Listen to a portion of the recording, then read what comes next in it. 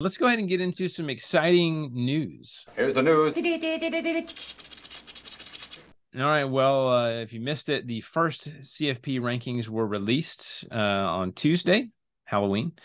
And as they go, number 1, Ohio State, number 2, Georgia, number 3, Michigan, number 4, Florida State, number 5, Washington, number 6, Oregon, number 7, Texas, number 8, Alabama, number 9, Oklahoma, number 10, Ole Miss, and then the remaining SEC teams, number 12, Missouri, number 14, LSU, and number 17, Tennessee.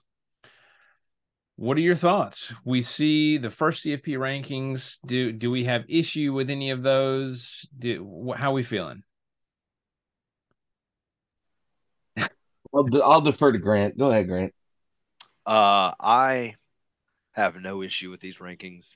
The only thing I would say is, maybe swap Florida State and Washington.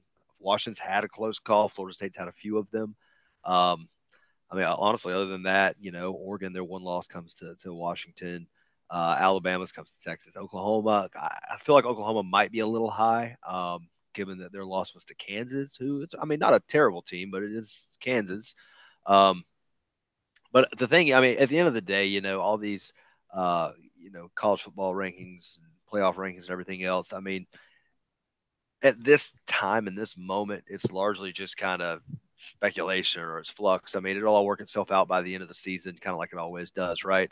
But yeah, I have no issue with the current rankings as they are. I do think Ohio State or Michigan should be one, and I think that whoever wins that game should be number one, assuming the other, they're both still undefeated.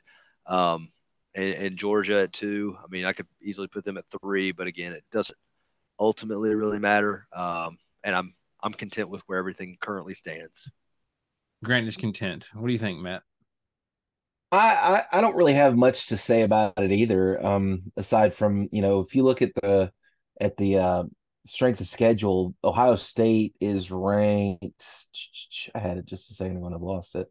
Ohio State has a harder, according to the metric at least, has a harder schedule than Georgia does. So that makes sense. Rutgers is just brutal. Well, I'm just telling you what the numbers say, Wes. You have to admit Georgia hasn't played anybody out of conference. Although the conference the schedule is looking better for Georgia as we've gotten further into the season. Yeah, kind of. But again, I'm okay with this front four. I think Ohio State at 1's okay. I think Michigan at 2 is okay. Michigan at 3 is fine. It warms the cockles of my heart to see Florida State up there again. I've always had a soft spot for Florida State since Bobby Bowden was there, so I'm okay with it. I find it really funny that there's a whole load of Pac-12 teams that are in this mix with Washington and Oregon. I am kind of curious what things are going to look. I'm shocked that Oklahoma is still in the top 10 after a bad loss to Kansas. But aside from that, in fact, putting a one-loss Oklahoma ahead of a one-loss Ole Miss is just heinous in my book. But either way, these things mean nothing. They're going to not mean anything at all until we get to the last weekend of the season and everything's kind of been decided. So I don't have anything to complain about. Not much anyway. It's all set up to play out, like you were saying anyway. I don't personally, I love it. I am glad that Georgia is not number 1, especially going into this. That could be one of those games where you find yourself maybe feeling a little bit good about yourself going into a Mizzou at home. And maybe I'm not calling it a trap game because, obviously every game means something right now, especially with Mizzou vying for the East still. If they beat Georgia, they're in the driver's seat. Wes, I swear you're always looking up for the rat poison. Can you just have it one time? Just say, yes. Yeah, we're good. We're great. I am angry right now. No,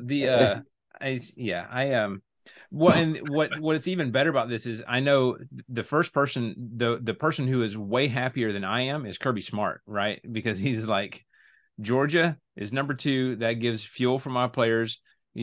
I am going to be preaching every day in practice about how we're disrespected. Nobody believes in you, blah, blah, blah. We got to show them on the field. And I mean, it's everything that you would want as a coach, right? So, no, I think it's perfect. So we'll see how it works out. I don't necessarily have any issues with the others. Like we said, a lot of it's going to play out just the way the regular season is laid out anyway. So, we'll see. But yeah, it's kind of cool to see it for the first time on paper, kind of how the committee's feeling about things, how it's feeling about schedules, strength of schedule, and things like that. So Every time I see this, though, Wes, it makes me wonder like how much fun it's going to be when we finally get to a 12-team playoff. Oh, absolutely. Because look at the matchups you get right out of the gate. First four get a bye. You get Missouri traveling to Washington. You have Ole Miss traveling to Oregon. That by itself would be enough to make so many great excited. matchups. Oklahoma would travel to Texas, or they go up. Oh, I guess they would travel. So you would actually, sorry to cut you off. It would be Penn State. Penn State's number 11, which they kind of got hosed by still being behind Oklahoma. Their one loss was to Ohio State, so they would go to Oregon. But yeah, and then Ole Miss, Texas. Either or. It's just I want this so bad. Just make it happen, NCAA. What are we waiting on? Right. These are like the bowl games that we wish would happen, right? And you get them with this expanded playoff. Right. It's crazy how that happens. Give us the damn playoff and call it a day.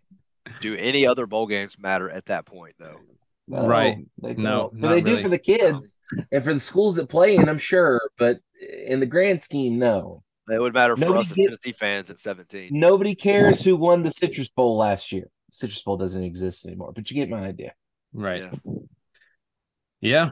So, we'll have to see how those unfold every week. It's nice to actually finally have some rankings that matter, right? Instead of just quoting the AP, we're like, it's a make-believe poll. It sounds, it's great to have numbers, but it doesn't count.